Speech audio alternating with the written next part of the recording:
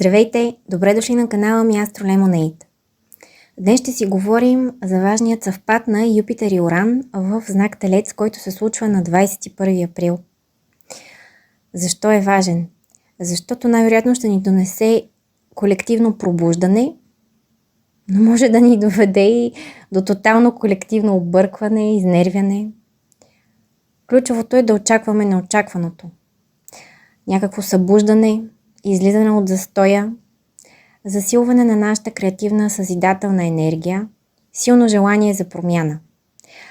Внимавайте, защото в дните на съвпада, първите месеци, първият месец след него, привличате това, в което вярвате. И това, което вярвате, че заслужавате. Най-често говорите със себе си. Мислите, които са в главата ви. Негативни ли са, позитивни ли са ви? Юпитер и Уран съвпадат на 21 градус Телец и на около 12-13 години имат съвпад в един и същи знак. Но защо този съвпад Телец е важен? Защото не се е случвал в този знак от някъде 84 години, от 1941 година. Това е последно, когато Юпитер и Уран са се срещнали в Телец. На колективно ниво е важно да си спомним историята и уроците от грешките на човечеството, особено от тук в Европа, свързани с агресия, с войни и с сляпото следване на лидери. Енергията около този съвпад до цяло ще ни изпълни с желание за промяна, но също така и с ентусиазъм. Ентусиазъм идва от древногръцки, от ентусиазмус, произхожда от ентос, чието значение е, може би, докоснат от Бог, от божественото, вдъхновен. Това, което ни вдъхновява и искаме за себе си, в противоречие ли е с щастието на другите? Философски въпрос, но важен във връзка с този съвпад на колективно ниво. Този съвпад може да донесе нестабилност в финансовата сфера, глобално, най-вероятно флуктуации, свързани с нива на инвестиции, коефициенти и други подобни неща, от които нямам понятие. Само ви загатвам върху какво акцентират астролозите, специализиращи в финансовата астрология, мунданната, глобална.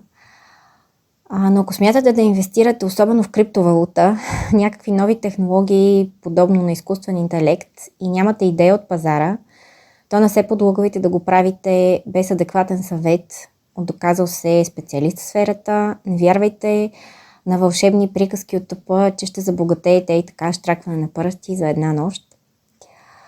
На лично ниво в астрологичната ви карта е важно къде се случва съвпада на двете планети и т.е. кой ваш астрологичен дом, кои сфери от живота ви засяга и какви, разбира се, аспекти прави с вашите лични планети и така нататък.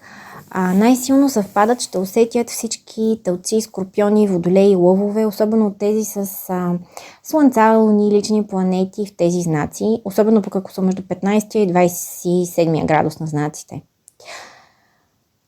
Да поговорим за двете планети. Юпитер се свързва с вдъхновението, познанието, философията, късмета и разрастването, разширяването, но не винаги едно своеобразно разширяване вследствие на влиянието му се материализира за нас положително. Например, често може да води до прекалявания, заблуди, свръхоптимизъм, големи обещания, понякога без обезпечение. Юпитер е впряган като благодетел, късметлийска планета, но само когато работите за наградата си. Уран пък се свързва с иновациите, с новите технологии, интернет, космоса, но и с бунта, индивидуализма, независимостта, скъсването с традицията и също така доста е свързан с изкуствения интелект, който така има доста голям бум напоследък.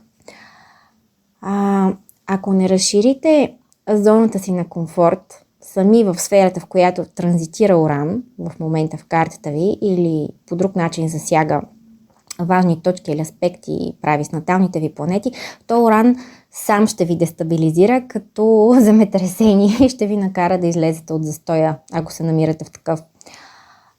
Имате ли усещането, че от всякъде ви изкачат говорещи глави, реклами, маркетингови послания, които се опитват да ви продадат революционно обучение, курс, програма, която ще ви помогне най-често да напуснете стандартната си работа при работодател на заплата с работно време от 9 до 6, да започнете да печелите от вашето хоби, таланти.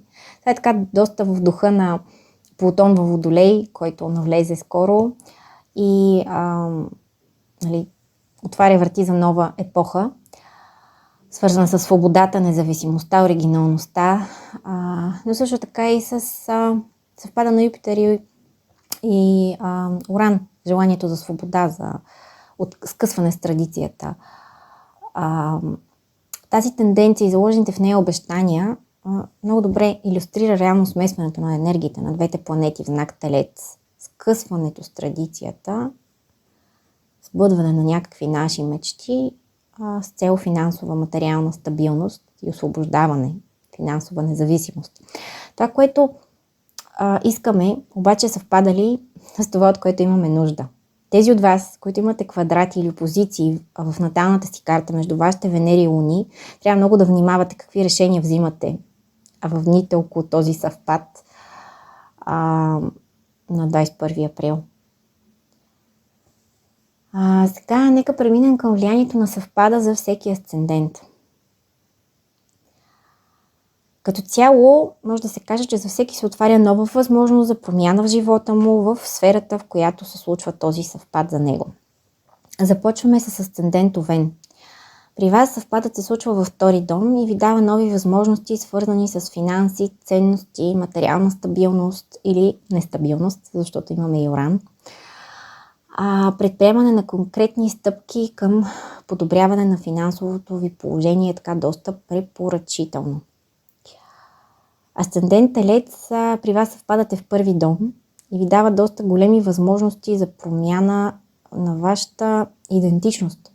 Първият дом е асцендента. Ново начало може да ви даде в начина, в който изявявате себе си. Подходящ момент за нов облик дори, нов външен вид. Може да промените начина, по който се изявявате в света и съответно начина, по който хората ви възприемат. Може да е някакво духовно пробуждане за вас.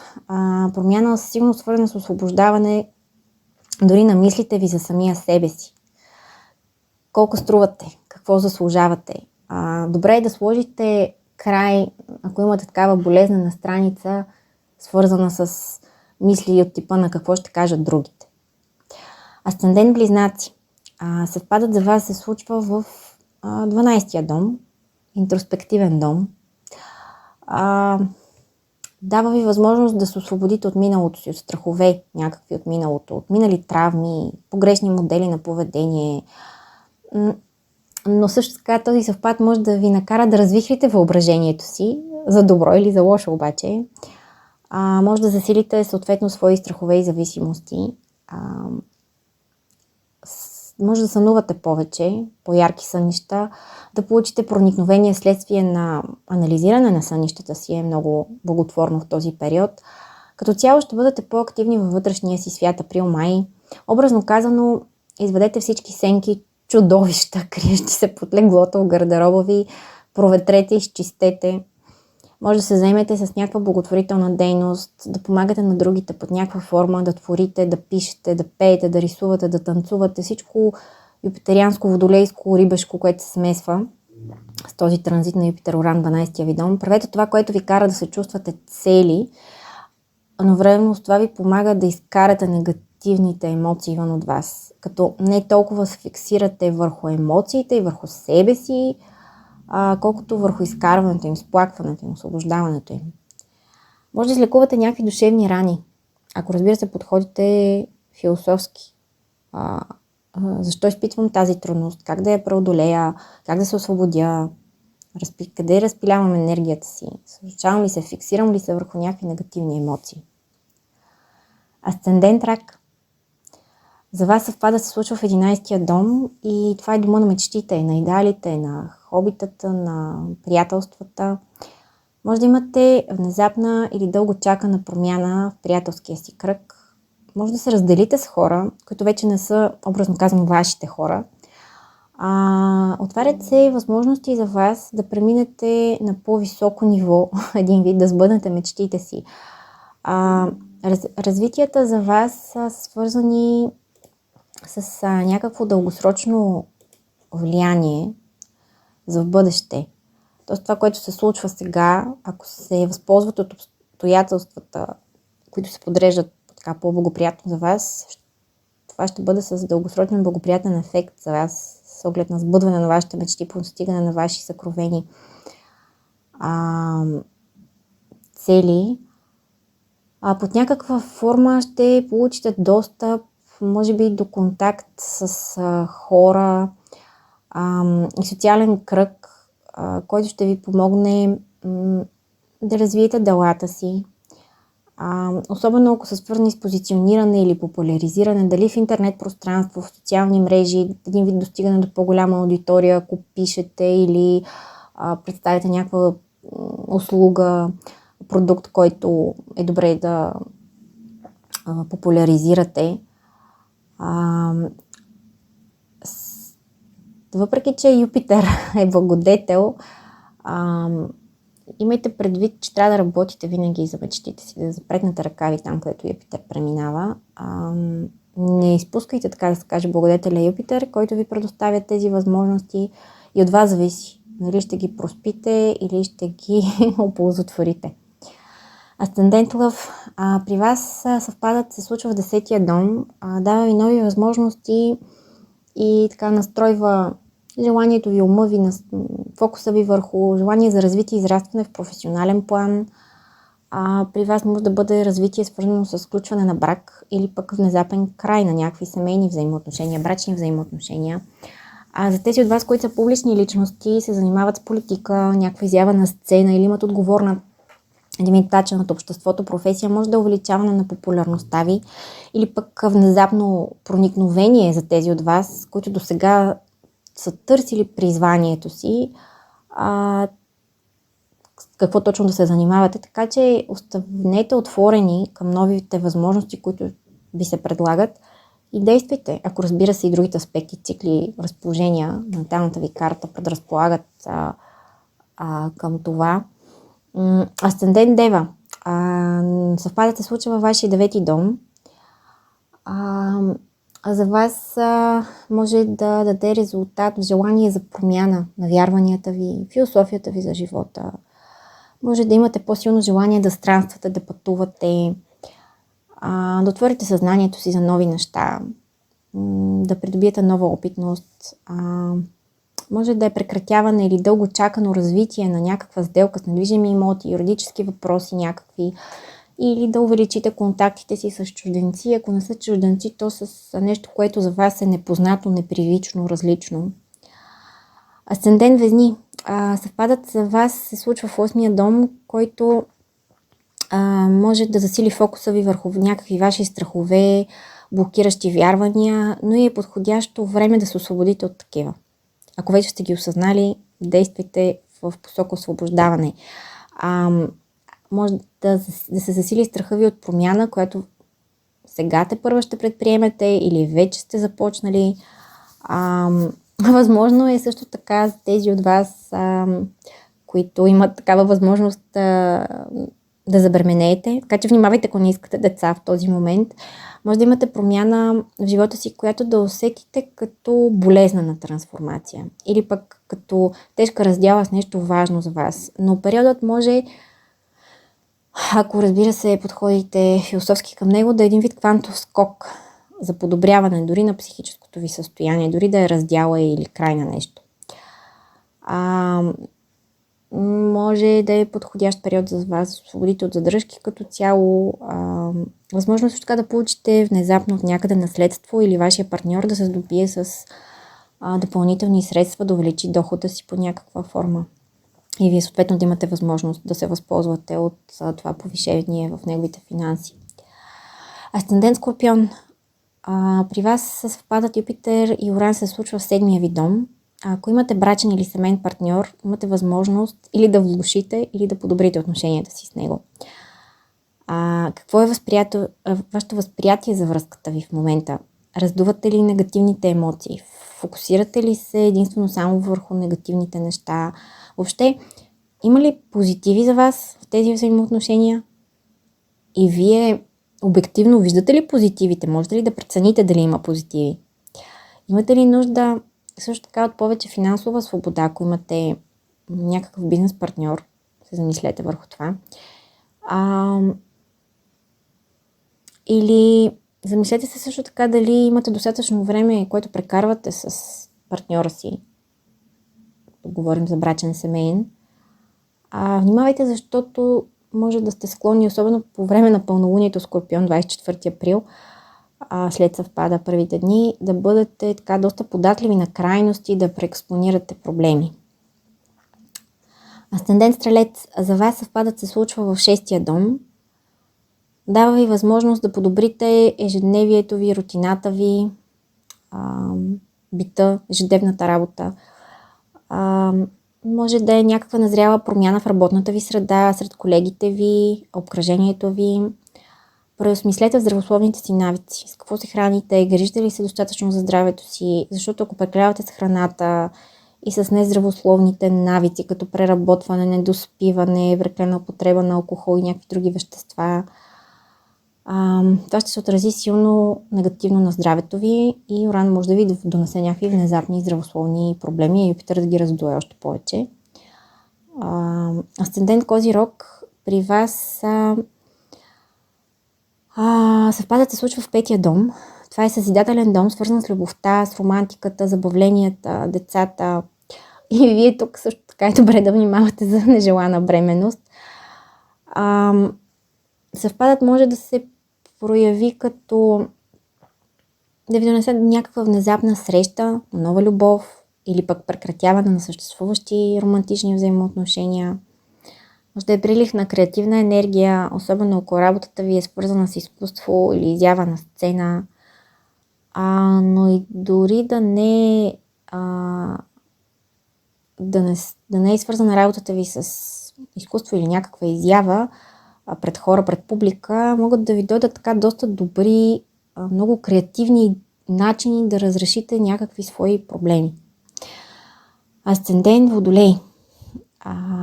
При вас съвпадът се случва в 4-я дом, на вашата емоционалност, домът на дома ви, така да се каже, родители от противоположния ви пол, засяга жилищните ви условия, може да е свързано с покупка на имот, начало на период, в който събирате пари или се здобивате с част от пари за нов дом, за промяна в дома. Може да е промяна, освобождаване дори емоционално, психологическо, свързано с дома, семейството. Може да предприемете, както казах, стъпки за преместване. Използвайте периода следващия месец за излекуване, ако имате такива стари емоционални травми от семейството. Подходящо да се освободите от емоционални привързаности, които ви влияят негативно, блокиращо.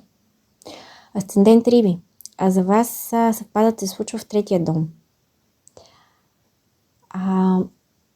Какво вярвате? И какво вярвате, че заслужавате? Цените ли себе си? Висока или ниска е вашата самооценка? Реална ли е? Раздута ли е? За вас този съвпад може да донесе креативно ново начало, обстоятелства, в които да направите нови запознанства, да заздравите или взаимоотношенията с съществуващи близки роднини или да срещнате роднини, които до сега не сте имали контакт и да завържете така близки отношения с тях. Може да увеличите пътуванията в живота си, да сложите начало на нов курс, някакво обучение, може да изучаване на език. Благоприятен период е така, обстоятелствата се надрежат добре за вас, ако пишете всякакви цели, желания, свързани с писане, изразяване, публикуване. И заради това, че този съвпад на Юпитер и Уран се случва по време на ретроградния Меркурий, особено за вас ще бъде много благоприятно да се отървете от някакви неща, които вече не ви вършат работа. Дори чисто материално, като вещи, пуснете, продайте, подарете ненужните вещи. Освободете се от детайлните, джвъчките, нещата, които ви затрупват и ви претрупват ума и мисленето. Това беше прогнозата за всеки асцендент за съвпадът Юпитер-Уран на 21 април в Телец. Надявам се съм ви била полезна. Ако съдържанието на това видео ви харесва, ще се радвам да ме подкрепите, като го харесате, коментирате, споделяте с хората, за които би представлявал интерес. Ще се радвам да се абонирате за канала ми, така ми помагате да продължавам да правя това, което обичам. До нови астрологични срещи!